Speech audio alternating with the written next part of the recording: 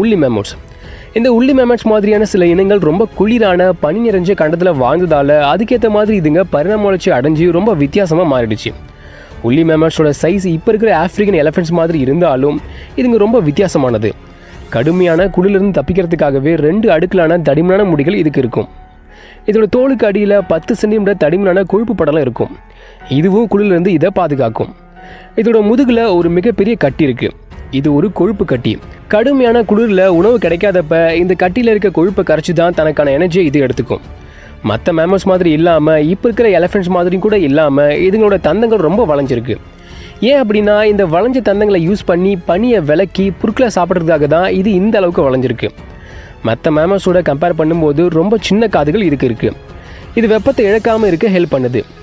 இதோட தந்தங்கள் பனியை விலக்கி புற்களை சாப்பிட்றதுக்கு மட்டும் இல்லாமல் சண்டை போடுறதுக்கும் மரங்களை தூக்குறதுக்கும் யூஸ் ஆகிச்சு. இதோட தந்தங்கள் இப்போ